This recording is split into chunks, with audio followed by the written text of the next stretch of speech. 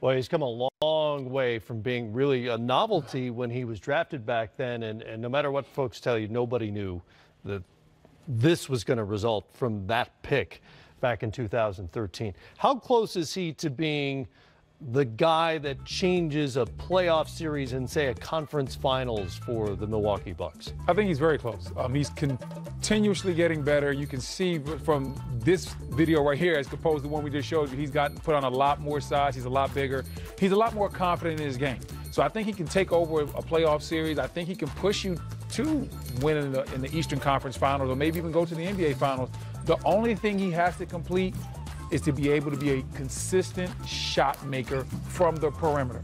When the game slows down and we're talking playoff basketball, those guys that can get in one-on-one situations and continuously make shots and force you to double team them, they take their teams to another level and they elevate their teammates. Yeah, Brendan, he's very confident because he used to have on a shirt, a shooting shirt, a hat.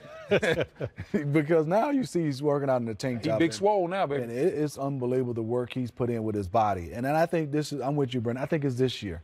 I think right now, because of the team he has playing alongside him, the way Bud is playing him, is still on the ball, but he's playing a lot without the basketball, and he has more playmakers around him. I think it'll be harder for, like when the Boston Celtics played him, to load up on Giannis, and I think he'll be able to take over a playoff series. How far they will go, we shall see, but I think he can take over games and be the best player in the series, pretty much the entire series. It's remarkable for a guy who plays on the perimeter often with the ball in his hands, what he has been able to do statistically. Leads the league in points in the restricted area. He's on pace to become just the 5th player in NBA history to average 25 on 58% shooting. 3 of the previous 4 you're liable to run into around here, by the way. Kevin McHale, Shaquille O'Neal, and Charles Barkley. Amari Stoudemire is the other. And for a guy who spends so much time with the ball outside the paint, that's amazing. Yeah, it's amazing, but he might spend a lot of time outside the paint, but he brings it to the paint consistently. He finds his way there, yeah. And he does it through a variety of different ways. I mean, he has the Euro steps, he has spin moves, he has those long steps. He just takes it where he just seems like he takes off from half court and finds his way right into the paint in the charge circle. So Giannis he might start outside the paint with the ball, but he always finds his way home. It's funny, Brendan, you said that, and we've watched that. Like you said, he started out from the paint. I would love to see them just post him up more because eventually he wants to get down there and get close to the rim. I think he has enough passing ability and enough handles to be able to recognize double teams, and I think he'll take the workload off him a little bit. Not consistently post because it's a little bit easier to double, but just maybe 20 to 30% more.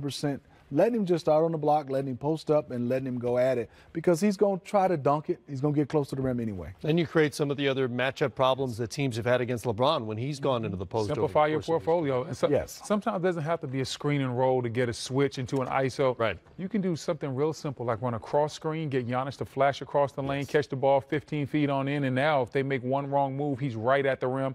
It's harder to double because you have to come immediately because quick.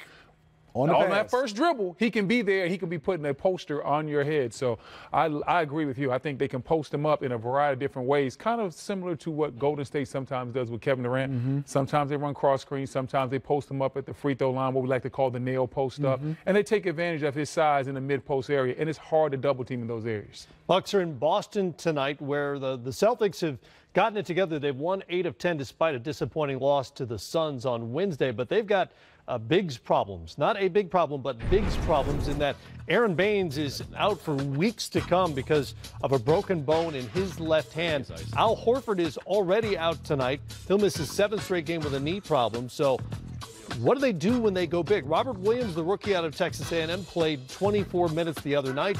I don't know that Brad Stevens is ready to give him regular minutes. The Celtics just going to be mostly a small team moving forward? Yeah, and I think they're going to have to play a little bit of small ball, and obviously maybe have to pick up somebody. And I like Robert Williams. I don't know if he's able to carry that load 30 to 35 minutes, but it is getting him a chance to play some major minutes. And for them, that can bode well down the stretch for them, and where a coach has the confidence to throw you in the game because he's seen you with the first group, and he will be playing with the first group a lot. Baines, people will be saying, why are you so concerned? He's a huge part of the Boston Celtics. Has played extremely well, especially playing alongside Al Horford. Now he's shooting the 3, which is blowing my mind. Who isn't? but for Baines to be shooting the 3, Matt and Brendan, and making some of them, I just love what he does. He catches the basketball well. This is going to be a huge blow and a huge I say absence for the Boston Celtics. It's definitely going to be a huge absence, but you talked about Robert Williams, and he does have a chance to really step up. This is a very talented basketball player from Texas A&M, and if you look at his last game, he only played 24 minutes, Smitty. He had 5 blocks. He brings something different to the table that Baines doesn't have. So if the young fella can prove that he can be consistent and earn the coaching staff's trust, he might be able to carve himself out a role. And we've seen this from a lot of the Boston Celtics young players before.